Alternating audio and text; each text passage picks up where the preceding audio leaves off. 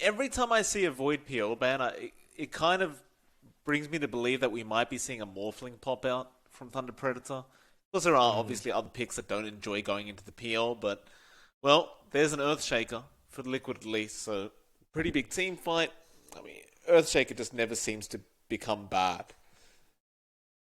Yeah, I mean, a hero with 3 stuns is always gonna be pretty good at the end of the day.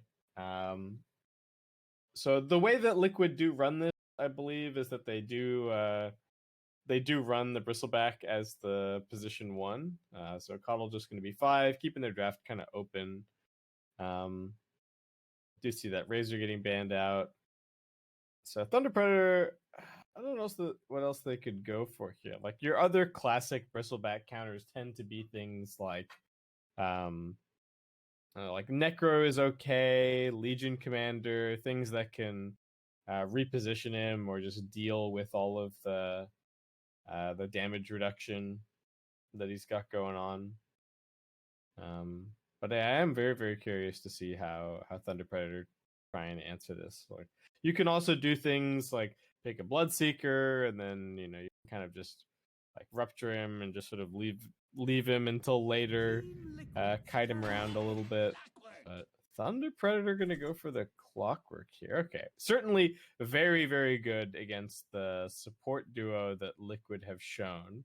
Though now there is a little bit of a question of like who's playing core, who's playing support.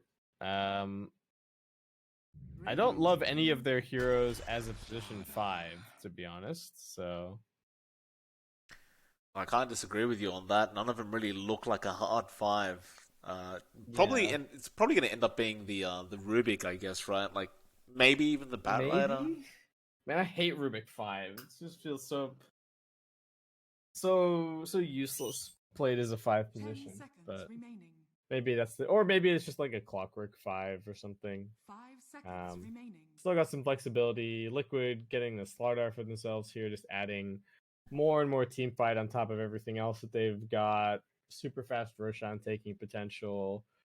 Um, Thunder Predator got to come up with some answers, and they also still have really big holes to fill in their draft. Like they've got some pick off and some initiation, but they have no building damage. They have no late game. Um, they've got like no Roshan taking potential. They've got a lot of holes to fill in the draft here. Yeah, it's looking rough for Thunder Predator, that's for sure. We'll see. Fourth pick. I mean, they could definitely try and turn this around a little bit, as we are going to see the troll pop out again.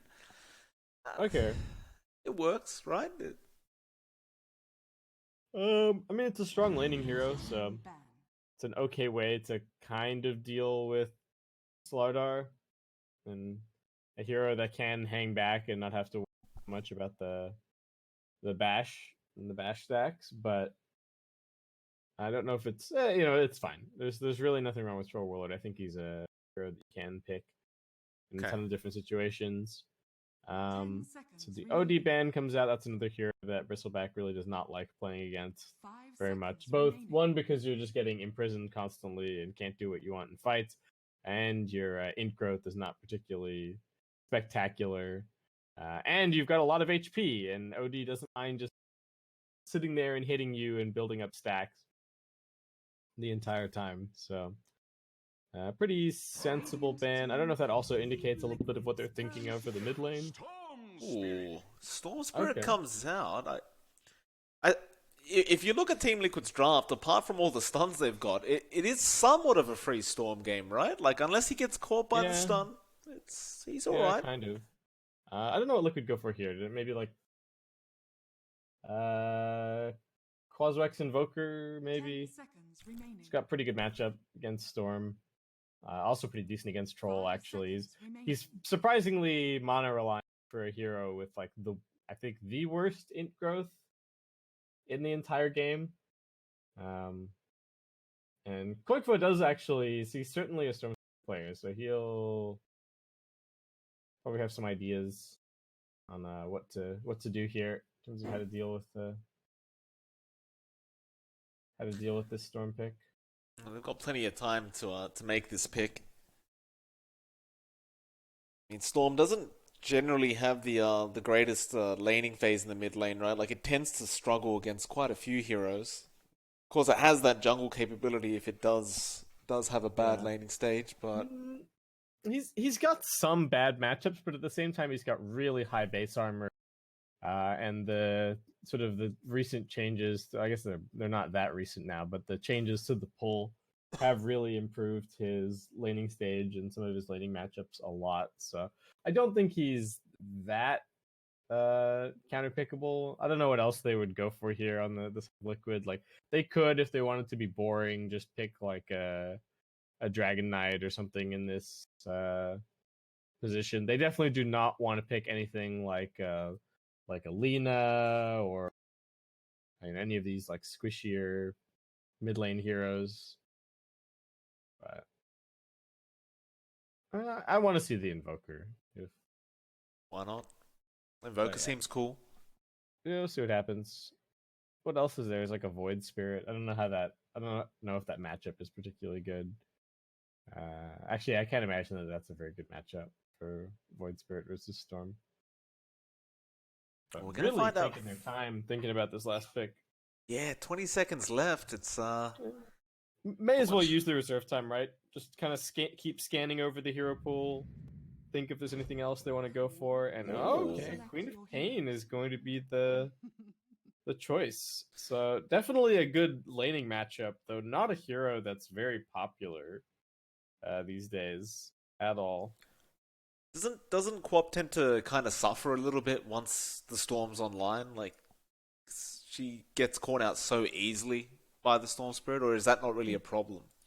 Yeah, it used to be this kind of matchup where it was this arms race of like both heroes are rushing Orchid, and whoever gets their Orchid first gives the other one a really hard time in fights. But I'm just not.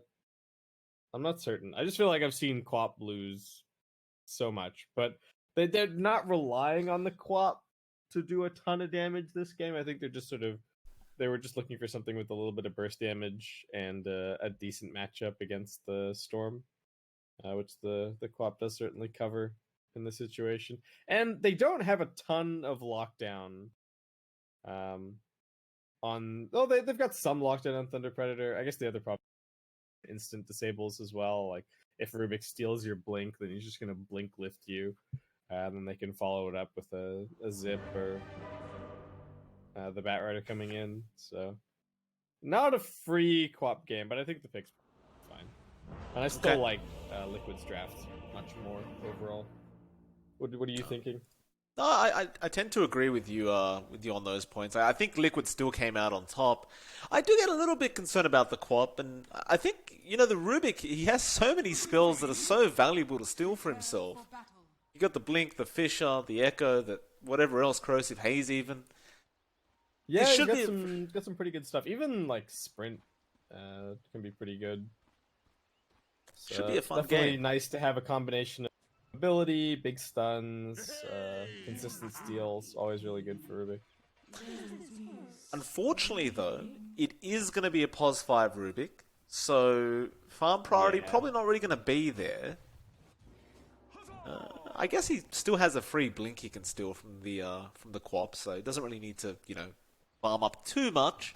Still, he's gonna get fished up by Tiger, and Insania gonna knock him back with the blinding light. Nice body blocks coming up from Insania to allow the goo to come in, and MJZ is gonna be the first blood.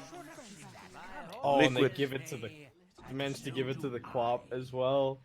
Oh That's boy. so nice. That's probably by far the best place for the gold to go in the early stages. Just because the thing about playing a hero like Queen of Pain, and especially in a matchup like this, is I think you fall into this situation of you're telling yourself that you should be winning the matchup, and so there's a lot of pressure on you to be playing aggressive. You can't just like sit back and both farm, because then you're not accomplishing the goal that you set out to accomplish when you asked for this hero, when your team agreed on this pick. So having that little bit of extra gold and like having his salve come out super early, along with the null talisman, is going to be a really big boon for Quickfa in this lane. Yeah, absolutely. Even gets a very nice creep block off, so a really great start for Koifa. And we'll see how Leo Style deals with it. It's going to be rough with Shadow Strike being available, of course, at level 1 for Koifa. Well, he's going to have to be using a lot of those static remnants to get these CS secured. It's not going to be fun. So Koifa is already getting very aggressive, though, that creep wave coming in, and they end up at the same HP. Yeah, well, Storm with... Well, Quap was tanking creeps a little bit more, and like I said, Storm does have 6 base armor for some reason. So... See a few couriers going down, and Sania finding Matthew's courier on the clock. Matthew actually opting to go for level 1 cogs, which is that is the right decision, right? Up against a bristleback coddle, like the battery assault's really going to do nothing. So you'd rather have the cogs push back on Mickey to just get him away from your Bat Rider. Yeah, and just start getting a little bit of mana burn going here and there. I think it's definitely the right choice. Foxy dead at bottom. Yeah, and his courier as well. And the courier, yeah. MJZ, no, the courier jukes him out, but how do you get out of this tree line now? Looks like he's just going to have to keep it there for a while as Fisher flies in from Tiger. Not really going to help out as Emmons. He's hunting. Oh, he saw it. Or he didn't. Alright, just walks past it. The courier just pretending to be a tree, and it works. Moxie. Be so careful. As MJZ, he rotates around again, gets a lift off, and MNZ, can he get that in snare? Doesn't get so lucky, but he does get the slow. Tiger gonna rotate in with the invis and just throw out a Fisher, just ensure Boxy is safe. But this troll pick is doing a lot of work already up against this offlane Slaughter. Yeah, and the boots first on the Rubik as well, actually proving to be very helpful in terms of MJZ's ability to just harass and avoid death in this lane. And alright, they get Matthew, but mid lane is currently getting doubled up. Well, it was getting doubled up. I guess Quickfa had a couple of creeps coming under the tower, but Leostal is actually at least winning the early stages of this matchup. Tiger looking for some kind of a rotation, but MJZ's on his case. 3 heroes rotating mid, in fact. Both supports.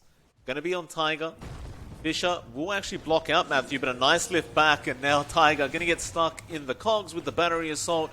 No way out of this. He could try for a neutral deny, and it was darn close. That Mud Golem just kind of running back, but Matthew will pick up the kill. That sucks for Tiger. So they're hoping for that rotation. And Quickfa, even with that first blood, okay, now he gets his bottle delivered. We'll see. Are they gonna go? They're gonna go for an immediate. All right, Liquid just pouring resources into Quickfa. It's so important as Quap that you have a good start. This hero just does nothing if you fall behind. Look at top lane though, Miggy making the chase onto Frank. Frank barely getting away thanks to that Firefly. Of course, those one charges keeping him healthy and alive. Just stacking up sticky napalms, but he's not going to have Firefly, and he doesn't have Flame Break yet either. So, Mickey, although he's going to be pretty darn slow, will be fine as mid lane. They do catch out Leo Style on the Storm, but he has a Haste Rune active. Tiger going to be falling very, very low to this Storm, and well, uphill miss. He doesn't get the second uphill miss, though, and does confirm the kill, though. Koifa blinks in now, but Leo Style wants to really harass out this Quap. Just making really full value out of that Haste Rune he did acquire. Man, it's nice and all coming in and giving the bottle refill, but then failing to secure the rune. Oh, Leostal should be dead, but Vortex gonna be there. Koifa doesn't secure the kill yet. Fairy Fire will be there, but no, they will get it. MJZ couldn't quite get in range to really help out. And so Koifa does get a little bit of revenge for his supports that did go down to that Storm.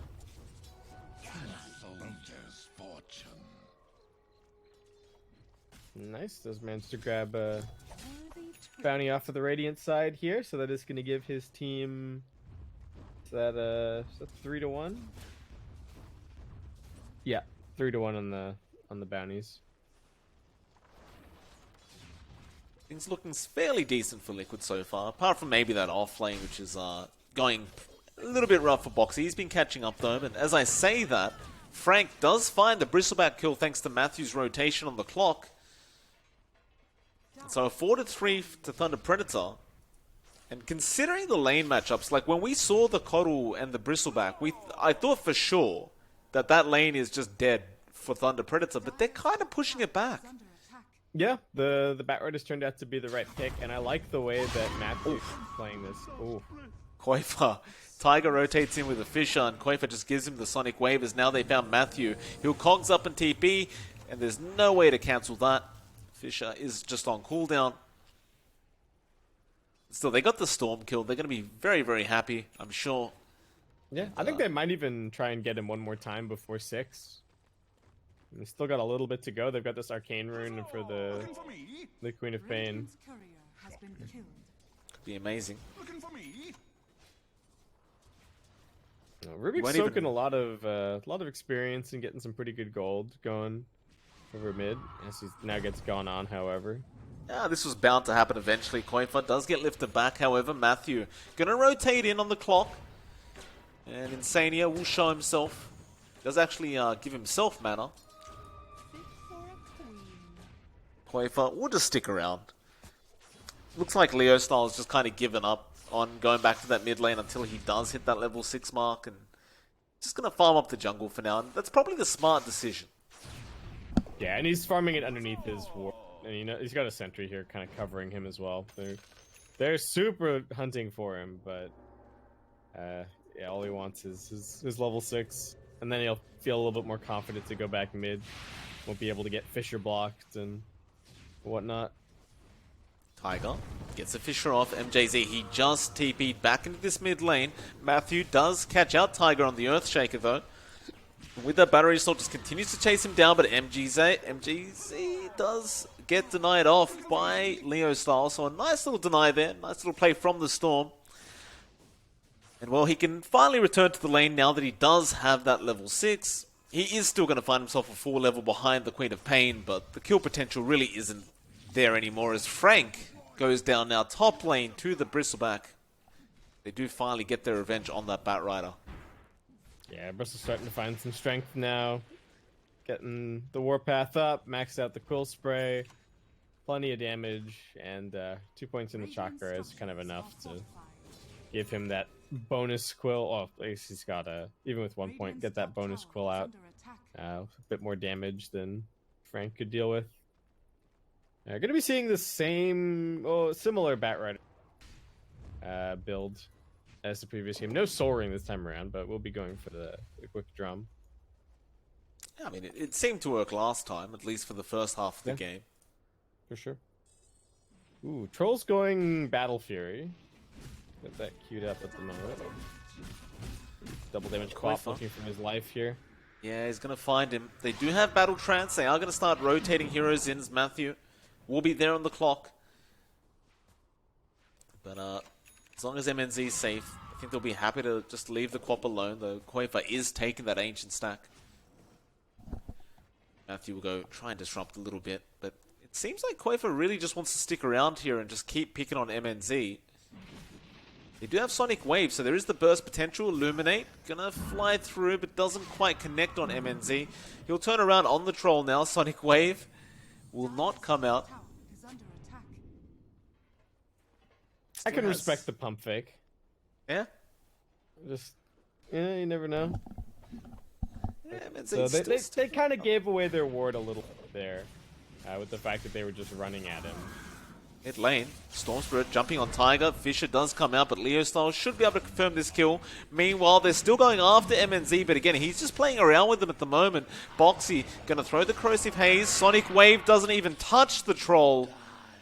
And that does look really bad for Koifa now as he blinks out, but Leo Style will be there with the Vortex. MNZ should eventually get a net off. Doesn't even need it, in fact. The blink cooldown is just so long at level 1. And they give him the tip immediately as Liquid aren't able to find it. That is a painful series of events, especially given that it's a Queen of Pain. And Sania trying to hide from the battery assault. It's a rough position. Matthew, gonna find him eventually. MJZ is there, they'll give it to the clock. And Sania, not really much he could have done. So 7-6, and I'm still very impressed by this performance from Thunder Predator. Like, the fact that they've kept up, considering how much pressure they were, that was being put on lanes through the mid and top lane. It's quite impressive that they're actually pushing it back. For sure. And this is a game that I think the Storm is going to be fairly difficult to deal with in the later stages. Man, oh, that was I don't know if you were watching mid, but that was like such a perfect. I guess he was anticipating that the dagger was going to come out, but that was like the absolute minimum range, just like zip in place to dodge the dagger. Pretty nice.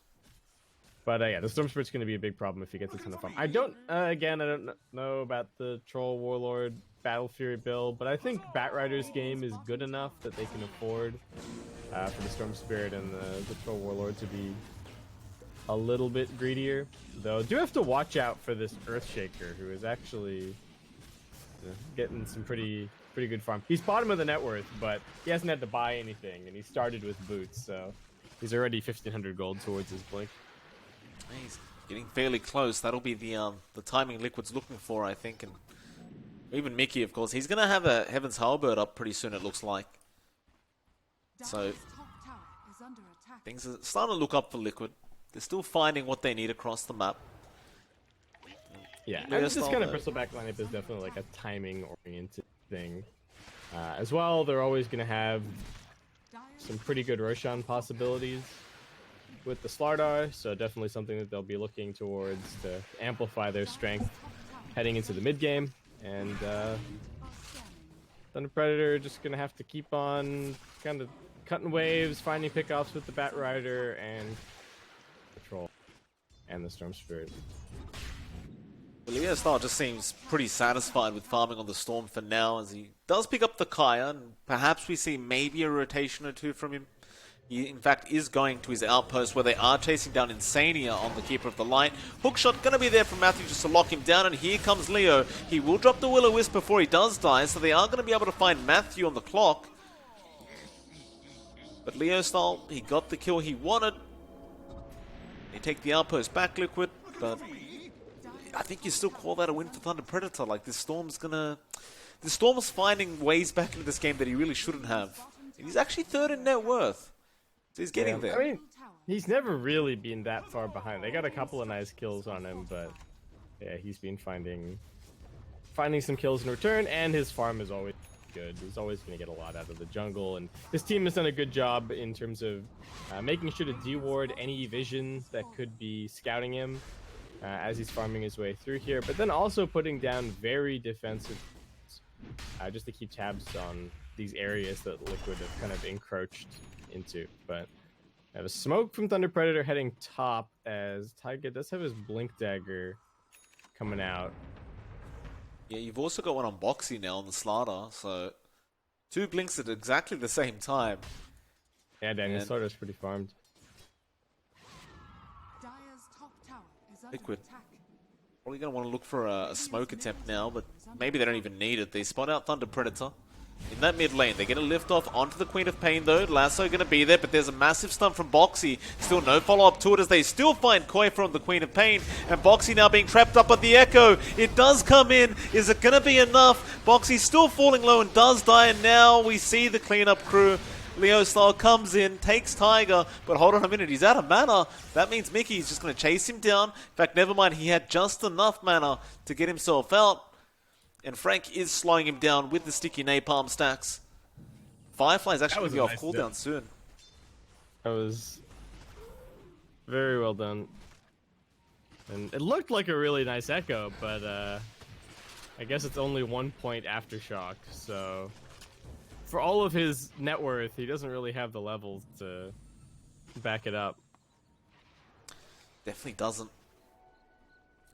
We do see Queefer again, maybe just trying to take some bounty runes for himself. They're going to find MNZ on the troll. This will be a massive pickup if they can get it, but Frank is going to be there on the Batrider. Now they just zip in again. Leo style straight onto Boxy. They do at least get Boxy away for now. Mickey going to try and help out and take down the Batrider. Frank, he does go down. In fact, they found the Rubik. Tiger with a great Fisher block. Now Matthew will be the next target as Boxy throws out the Corrosive Haze and they clean up the kill. And apparently that last team fight didn't even matter to Team Liquid. The damage from this Bristleback when he's got max Worth Path is just absolutely insane. And you put the amplify damage on top of that. Oh, the Corrosive Haze. What patch am I on? It's just the power spike now for Liquid, right? Like with all these blinks up, with the Warpath stacks up, with the Heaven's Halberd up, it just seems like they're just too strong for Thunder Awake or Thunder Predator to try and fight into. Yeah, all their heroes are crazy strong, and this troll will just finishing Battle Fury now, so he still needs to farm another item and a half or 2 items at the very least to really be considered online. And that's why you can see Storm not really playing anywhere near his other cores. He's just pushing out top. And Batrider going to be... He's farming the jungle for now, but he's just waiting for an opportunity to get mid lane shoved out a little bit. And I think they're just going to play 1 core in each lane, play split. Interesting for NMZ is going to be queuing up the Shadow Blade here. Ooh. I So guess very glass cannon troll build. Not going to be going for any stats. Will-O-Wisp being dropped onto MJZ. The Rubik has no way out of this one. They do claim the kill, and Liquid immediately start moving forward. They want more. Still hookshot. Going to be there on Tiger in the back. Tiger, can you get that Fisher off? Not quite. Matthew will just immediately TP away. Doesn't want to risk his life by sticking around. And it'll end up being a 1-for-1 trade on those supports. Back to that. I'm in love with the idea of a Shadow Blade against the Slardar. It seems like they want the Silver Edge, right? For the Bristleback, the break? Yeah, I guess that's probably what he's thinking further down the line. It's just I think it's hard to. There are items that are like that are nice on Troll, but they're just so hard to fit into his itemization because you have so many other things that you just need. Most of the time, like you need some more stats, so you really a lot of the time need an SNY or a Scotty or a Satanic or whatever. And as I'm watching, as I'm saying all this, watching MNZ, and he's actually swapped over his quick buy, and now just has the BKB queued up. I do think that something closer to BKB or SNY is the right philosophy to have this game, because I do think that the plan for Thunder Predator here needs to be we have to get Storm to 25, and that's our win condition. So as Troll, you need to be thinking, okay, what do I need to do to be relevant? But also, what do I need to do to make sure we don't lose within the next, 15 minutes? Well, can they contest a Roshan? Liquid is taking one rather quick. I don't think so. They have a clock. They maybe not even aware it's happening. They just let it go down, and MJZ now gets caught out. Koifa, an easy pick off on the Rubik, and they're looking for more. Boxy just pops the Guardian Sprint, starts running straight towards mid, where they'll find Frank on the Batrider. And, that's a ugly time to try and Firefly. Does break down the tree, but Frank will get down to the low ground. Just a 1 kill coming out for Liquid, but they get the Aegis, and there was 0 contention coming out from Thunder Predator. And Bristol is just a machine. The other thing that's really nice about this game is that if they win this, then they'll probably force the ban on the Bristle or the Caudal. Yeah, so you're basically setting yourself up for the next draft. If you are Liquid. It's always nice if you feel like you have a combo that you feel like you can just 1-2. You can just keep running it until somebody proves that they know how to deal with it. Certainly looking good here with Bristle just having an insane amount of farm. It's so nice to be able to play Bristleback and not have to think about itemizing for mana or mana regen. Like, he doesn't need to have a soul ring, he doesn't need to have some random medallion or whatever. Mickey can just run around, farm with quills as much as he wants. And the other thing to remember is that being able to use your spells more freely means that you have Warpath stacks up more often. So you're also farming faster because of that. Matthew finding a solo pick onto Insania, but now they have found out the Storm, and that's a huge pick off. The Fisher just coming in to ensure Leo Style could not TP away or just zip away. Matthew gonna TP in his cogs, get himself out. That Storm pick off though, seems pretty darn valuable, especially considering he just got his Bloodstone up and already losing his some charges. Yeah, that hurts. Thunder Predator just kind of struggling to make any plays here. They've got this defensive ward line set up, but the supports, even with some farm, haven't really been able to do all that much. And Batrider's still just kind of buying a weird, eclectic collection of items. No Blink Dagger coming out. Oh boy, they found the troll. Yeah. MNZ. And he wants that BKB, but it's just, do you even get it in time? Liquid, they're going to start pushing in that mid tier 2 now. They just look absolutely unstoppable, especially when you've got that Aegis still sitting on the BB. And they're going to move in. They're going to try and do something to this Bristleback, but he's copping no damage. Yeah, he's just shrugging everything off. Totally fine. Getting huge, continuing to get farm, and yeah, Liquid are just holding a perimeter right outside the Thunder Predator base. We'll have to see if they can actually do anything about this. Just so sad to keep clicking over onto the troll and only seeing the Battle Fury in his inventory. It's not even doing anything for him at the moment because there isn't any room on the map to work with. They did take the safe lane tier 1 over on the top lane, but they haven't been able to make any use of it. Like, look at this sad ward that they've got all the way out here. Like, this is where Troll wants to be farming. He can't farm here. This is just like a really nothing ward. Matthew's coming out here with a bit of a solo smoke. Or he did also smoke the troll, just trying to get some more vision for the troll to play with, because his 2 big cores are telling him that we don't know where we can farm. It doesn't feel like there's anywhere that's safe. And he'll run around the map. We'll spot out a couple. And MNZ just going to be forced to stay on the west side of the map for now. It just seems like he can't go anywhere. Like, Liquid, they've just blocking off their own dire jungle now as well. They're just maintaining control of this end of the map that Thunder Predator are trying to stay in. And, well, Leo Style almost getting caught out, but he zip TPs. And no way to catch him out doing that. But Liquid won't mind. They just keep farming up, keep controlling the map. And eventually this net worth lead, I mean, we're already at 9k, but it's just going to keep getting fatter and fatter. Yeah, oh, the discrepancy in terms of who has what control of the map is just getting worse and worse. Keeper of the Light is going for a Hex. So, good luck to Storm Spirit if that ever happens. And they can really do whatever they want, because they just have so much of the map to farm currently. It's not very often you get to see a Keeper of the Light just pick up a casual Hex after his 4 stuff, but that's where we're at. Yeah, that was normally like a support with a GPM talent kind of thing, right? Yeah. And it's like you got Jakiro or something, and it's got a reasonably big GPM talent, and just eventually you randomly see this Hex come out. But he is very farmed. Everyone's very farmed on Liquid.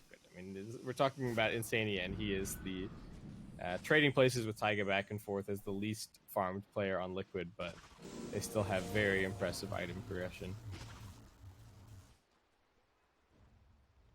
Just wondering what Thunder Predator can really do here. Like, you see a Leo Style up the top lane just trying to split push, force Liquid back.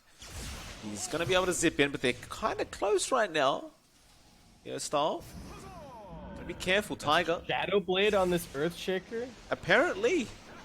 Jeez. That's a concern. Ag's up on the slider now as well. And MJZ is running away with Guardian Sprint.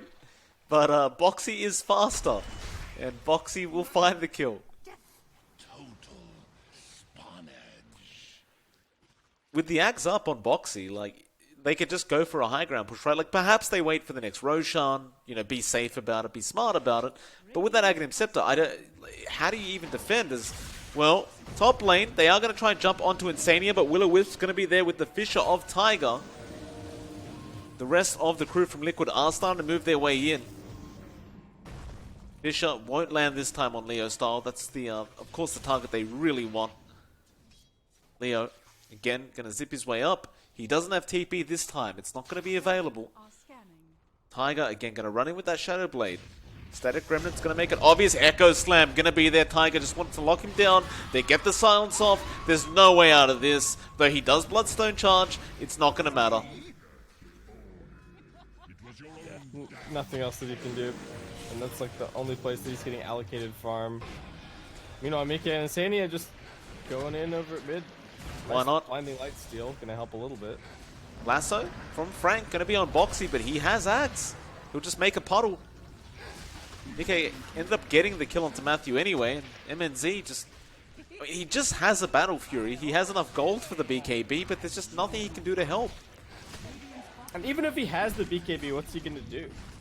Like, I don't think the BKB is magically gonna start winning the fights. Barretter's got no Lasso for 60, so... Nothing for Liquid to really be worried about, and Mikke and Boxy just gonna sit here and wail away at the tower. Looking like a very straightforward win. He did end up currently stand. He did end up purchasing the BKB now, but no buyback gold. I guess it's like if we lose the next team fight, the game's over anyway. So yeah, they just have to take the fight to them. They can't let this get even further out of control. If the Bristleback gets to his next item, then it's already pretty much impossible to kill him. If he adds the Abyssal Blade or a Heart or something on top of what he's already got, there's no chance that they can deal with him, especially since they have no break at all.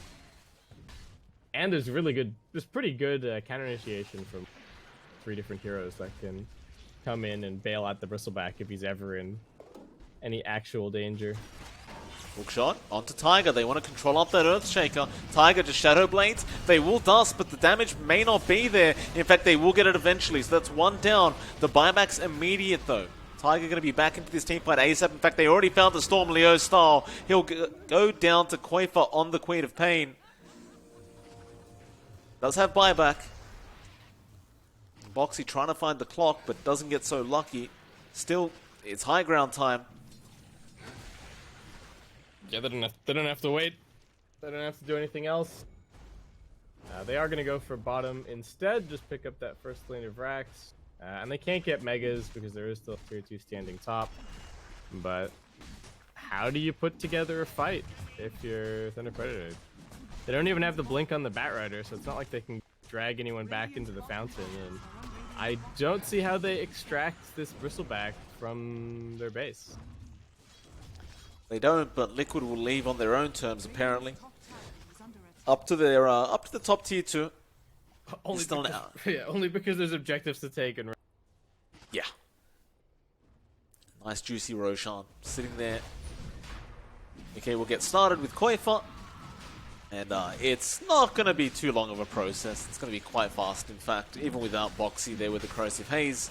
Just melt, although... Matthew already looking to set up for another kill. They are going for Boxy, but he's just standing in his puddle right now. He's still going down slowly but surely, but he is healing up through it. Lasso will be committed, just in case. Matthew will buy back, but so will Boxy. Fisher going to be there on the Storm. They've got the control again, Leo. He'll use up. That will at least purge off the silence, but he doesn't really have much mana to jump back in. Meanwhile... They did get the Rubik, but MJZ will also buy back, and now Frank, he'll be the target. Falling quite low, Sonic Wave going to connect onto 3 from Koifa, but that Cogs will block them out from that low ground.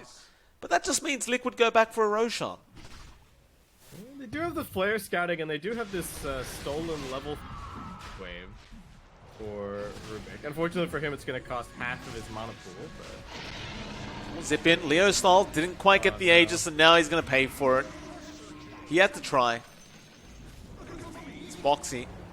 Gets bashed the deeps off. MNZ also being controlled. He does at least get the trance off, but look at Boxy. He'll just run around in circles on his little puddle, and that'll be it. GG well played's been called, and Liquid, you know, I don't want to say it was a completely dominant victory, but it sure seemed like a completely dominant victory. Yeah, they made it look easy, and I just feel like the Troll's net worth never amounted to anything, right? He had some gold, he had some items at the end, but Bristleback just got too big too quickly, and that was really the end of it. Slardar quietly farmed away. It seemed like he was doing fine. We didn't even really need have to look at bottom lane very much. The Batrider found a couple of kills here and there, but then I feel like the itemization was maybe a little bit of a misstep, and maybe some of the picks for Thunder Predator as well. They forced this Rubik into a position 5 role where he just ended up going 1 and 11. Matthew found a couple of nice rotations on the Clockwork to go and find the occasional kill on the Earthshaker, but the cores on Team Liquid just hardly getting pressured at all. Only 1 death for Mike, 2 deaths for Koikfa, and 3 deaths for Boxy by the very end of the game. But it really just seemed like Team Liquid had the right cores for the job this game, and I feel like the Thunder Predator support's lacking a little bit. I certainly agree. With that, of course, we do have one more game for this Best of 2 series, which will be coming up very, very soon. It is MLP Dota and Basket. We'll see you all again once that game is up.